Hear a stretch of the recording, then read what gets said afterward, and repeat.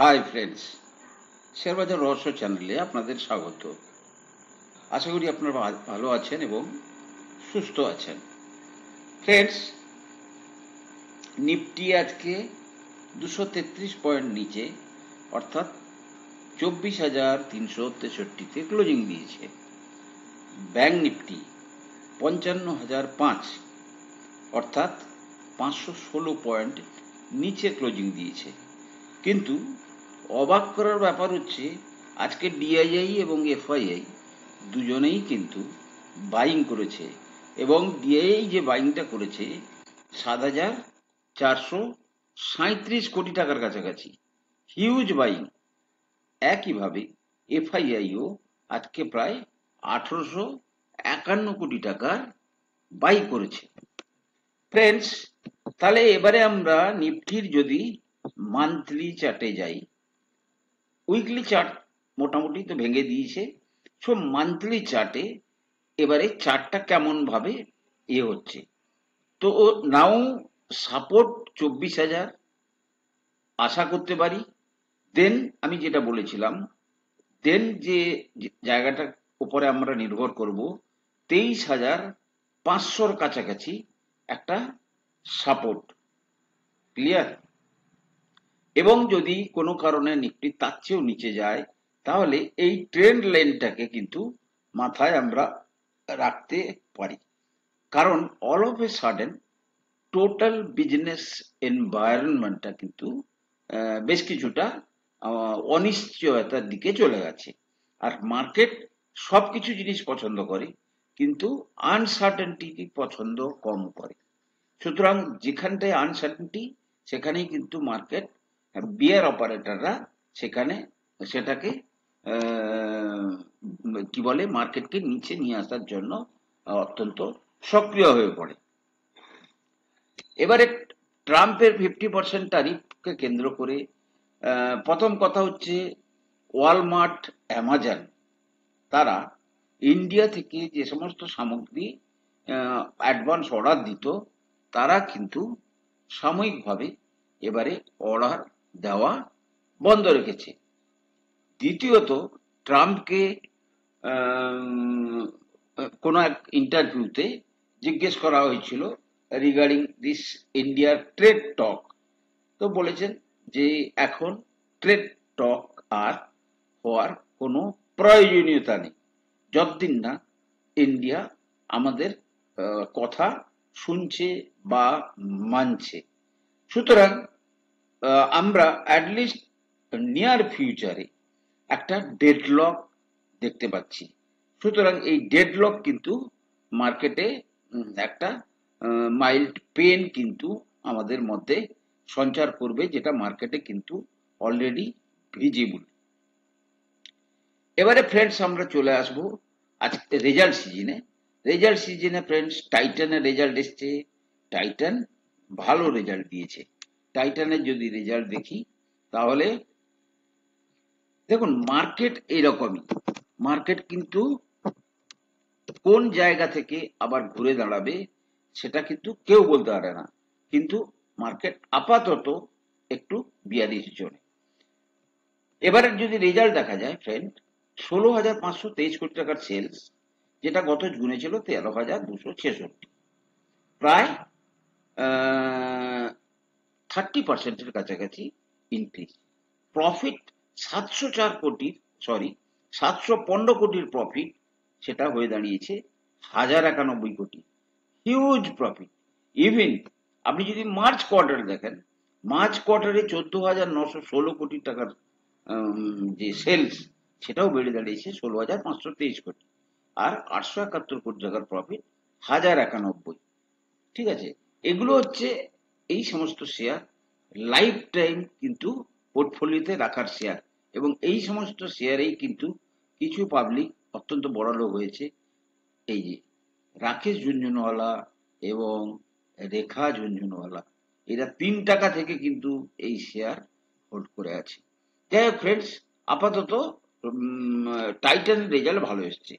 LIC friends, LIC মানে আমার চোখে কোনো ইনভেস্টমেন্ট ওরিয়েন্টেড শেয়ার নয়। কারণ বর্তমান এলআইসির মার্কেট লাইফ ইন্স্যুরেন্স কর্পোরেশনের মোটামুটি ডিসেন্ট্রালাইজড হয়ে গেছে। অন্যান্য ইন্স্যুরেন্স কোম্পানি নতুন নতুন করে আসছে। সুতরাং এলআইসিতে পার্মানেন্টলি ইনভেস্ট করে রাখার মতো জায়গা নয়।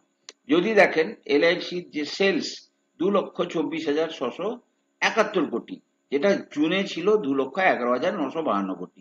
জুনের তুলনায় প্রায় কিছুটা বেড়েছে 6-7%। প্রফিট যদি বলা যায়, জুনে ছিল 10,527 কোটি, যেটা হয়ে দাঁড়িয়েছে 10,955 কোটি। আবার মার্চের ক্ষেত্রে দেখা যাচ্ছে 2,43,000 কোটি টাকার সেলস, সেটা 2,24,000 কমেছে কিছুটা। আর মার্চের তুলনায় প্রফিট অনেকটা কমেছে, 19,039 কোটি টাকার প্রফিট, 10,000। দেখুন ফ্রেন্ডস, কোম্পানি বড়, হিউজ কোম্পানি, কিন্তু আমরা রিটেল ইনভেস্টার। আমরা দেখব আমাদের ইন্টারেস্টটা কোথায় প্রোটেক্টেড হবে, অর্থাৎ আমাদের শেয়ার প্রাইস কোথায় ভালোভাবে বৃদ্ধি পাবে। বিএসসি রেজাল্ট এসছে ফ্রেন্ডস। যদি বিএসসি রেজাল্ট দেখা যায়, শো আহামরি তেমন কোনো কিছু নয়, তার তুলনায় শেয়ার প্রাইস অনেক উপরে চলে গেছে। জুন কোয়ার্টারে 602 কোটি টাকার সেলস ছিল, যেটা হয়ে দাঁড়িয়েছে 958 কোটি। প্রফিট ছিল 264 কোটি, যেটা বেড়ে দাঁড়িয়েছে 538 কোটি।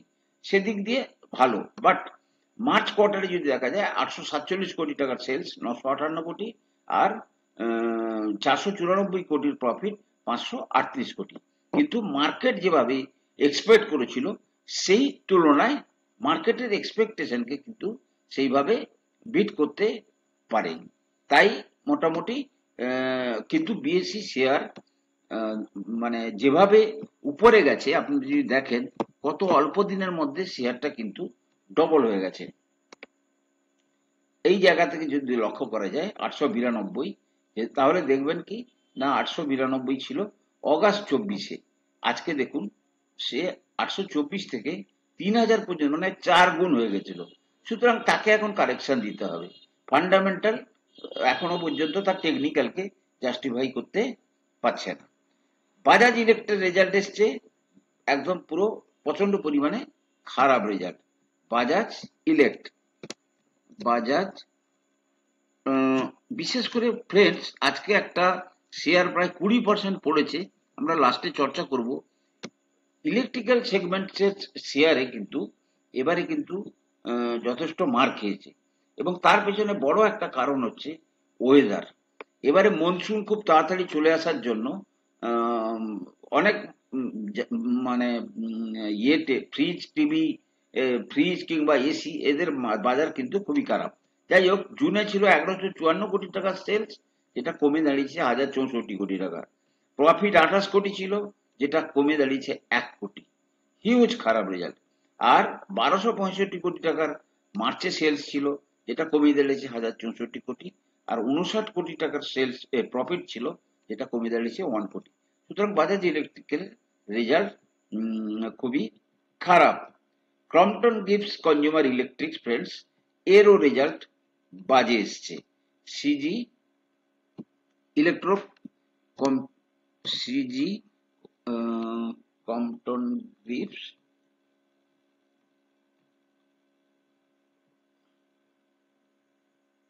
Consumer electricals, sorry, Crompton gives Crompton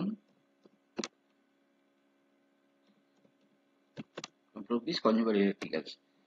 দেখুন একইভাবে কিন্তু 1,998 কোটি টাকার সেলস, যেটা গত জুনে ছিল 2,138 কোটি, 152 কোটি, অর্থাৎ জুনের তুলনায় খারাপ।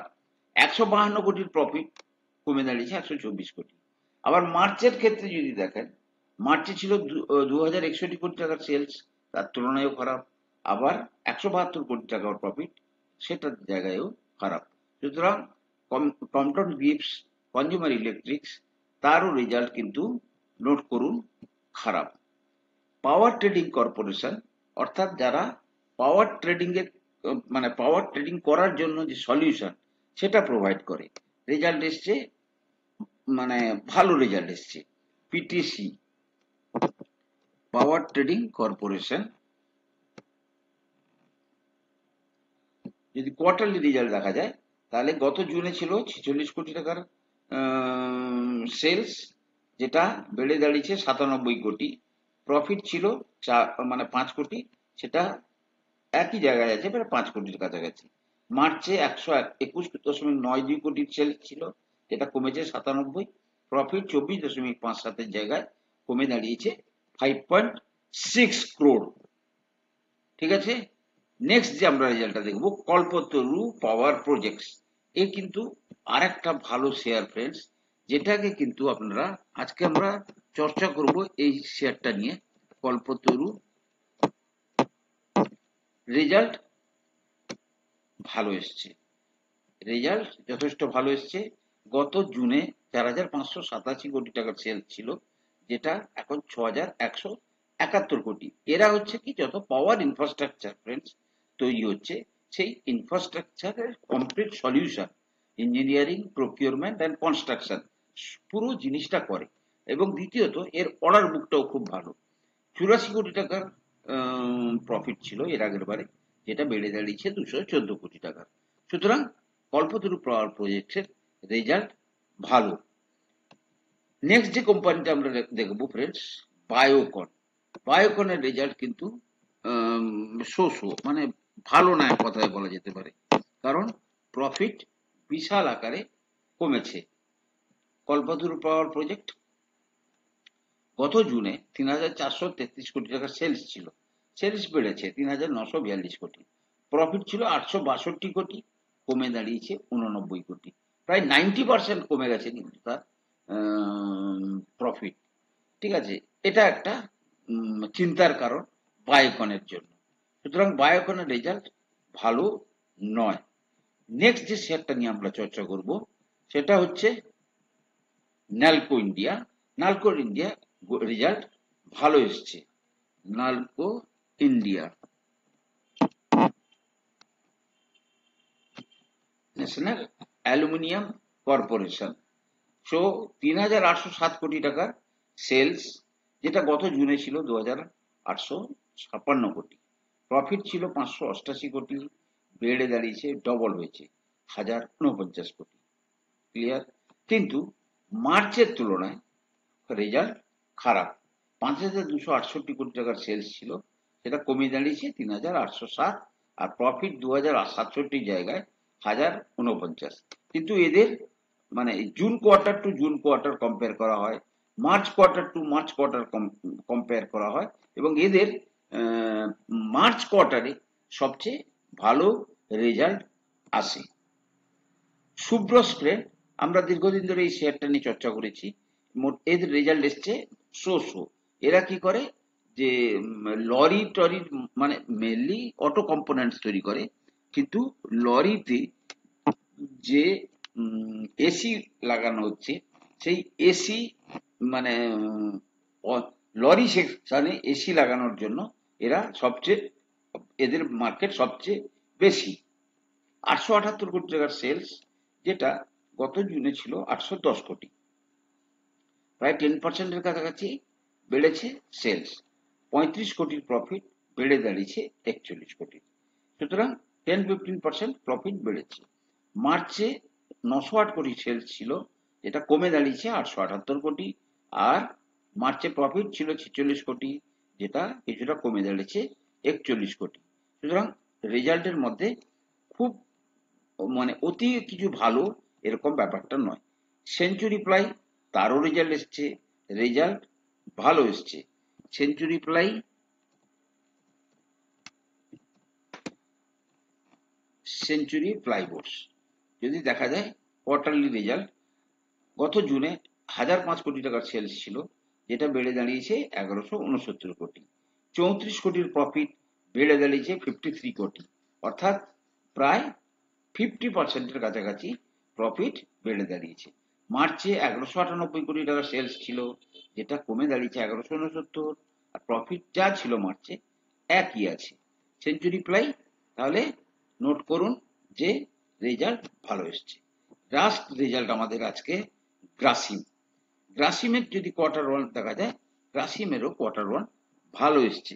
যেটা আগে আমরা বলেছিলাম যে রেজাল্ট খারাপ আসছে, কিন্তু এখন কিন্তু কিছুটা ভালো রেজাল্টের দিন ঘুরে আসছে।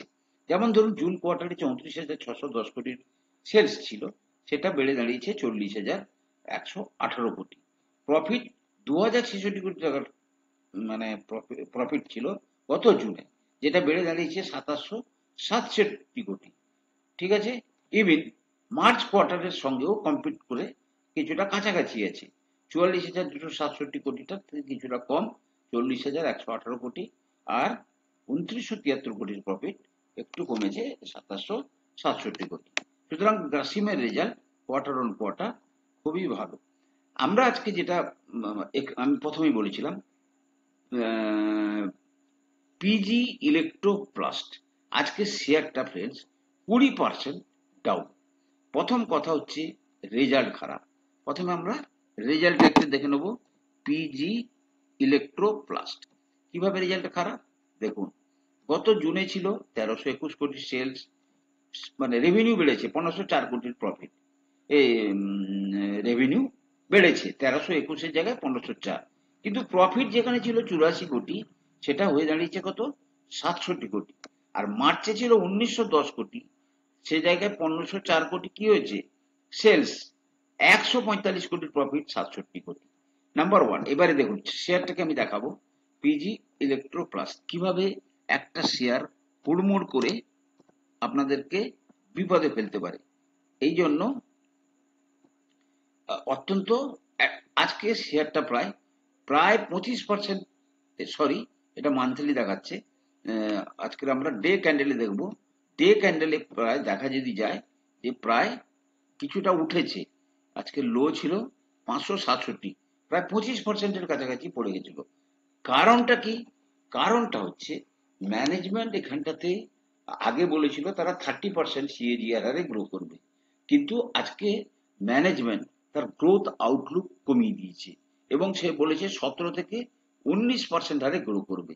এবং তার রিজন যেটা দেখা যাচ্ছে যে এবারের যে মনসুনটা এসছে, বিশেষ করে এরা ওই এসি ফেসি রিলেটেড বিজনেস, মানে ঠান্ডা করার রিলেটেড প্রোডাক্ট বেশি ইউজ করে। তো এবারে মে মাসে সারা দেশে বৃষ্টি চলে এসেছে, যার জন্য ওদের ইনভেন্টরি পাইল আপ হয়েছে, ক্যাশ ফ্লো ও কমে গেছে এবং শেয়ারটা রাতারাতি কিন্তু, আর এরা ফিউচার অপশন পোর্শনের শেয়ার, তাই যত খুশি পড়তে পারে, তাই কিন্তু আজকে শেয়ারটা প্রায় 20% নিচে কিন্তু ক্লোজিং দিয়েছে, অর্থাৎ একটা দীর্ঘমেয়াদী ডাউন ট্রেন্ডে চলে গেল। কল্পতরু পাওয়ার প্রজেক্ট ফ্রেন্ডস, আমি যেটা চর্চা করছিলাম, রেজাল্টও ভালো, দ্বিতীয়ত হচ্ছে এর অর্ডার বুক ভালো এবং যত বড় বড় প্রজেক্ট আসছে সেই প্রজেক্ট গুলোতে কিন্তু এর যে অ্যাক্টিভ পার্টিসিপেশন সেটাও কিন্তু খুব অত্যন্ত অ্যাট্রাকটিভ, যার জন্য কিন্তু এরা খুব বেশ অর্ডার পাচ্ছে। যার অর্ডার বুক ভালো, আপনাকে সেই সমস্ত জায়গায় তারা কিন্তু মার্কেটে সবসময়ের জন্য কিন্তু হায়ার প্রাইস কমান্ড করবে। আজকে দেখুন শেয়ারটা উপরের দিকে যাওয়ার চেষ্টা করেছিল, কিন্তু মোটামুটি রেজাল্টকে কেন্দ্র করে কিন্তু বেশ কিছুটা নিচেই চলে এসছে, রেড ক্যান্ডেল দিয়েছে। আগামী দিনে শেয়ারটা যদি 1100 নিচে টিচে আসে ফ্রেন্ডস, শেয়ারটাকে কিন্তু নজরে রাখবেন, কারণ কি এরাই কিন্তু আপনাকে মানে আপনার যে পোর্টফোলিওকে অনেক উপরে নিয়ে যেতে সমর্থ হবে। ট্র্যাডিশনাল শেয়ার সবসময় যে আপনাকে, কারণ কি এই বিজনেস কিন্তু এভারগ্রিন বিজনেস বা বর্তমানে কিন্তু সবচেয়ে মানে লুক্রেটিভ বিজনেস হিসাবে এটা কিন্তু বর্তমানে ইয়ে পাচ্ছে, স্থান পাচ্ছে। সুতরাং কল্পতরু পাওয়ার প্রজেক্ট শেয়ারটাকে নজরে রাখবেন ফ্রেন্ডস। আমি কোনো সেবি রেজিস্টার্ড অ্যানালিস্ট নই, কোনো শেয়ারে কেনা বা বিক্রির আগে আপনারা আপনাদের ফাইন্যান্সিয়াল অ্যাডভাইজারের পরামর্শ নিয়েই কিন্তু শেয়ারে কেনা বা বিক্রির সিদ্ধান্ত নেবেন। ভালো থাকুন, সুস্থ থাকুন, কথা হবে পরের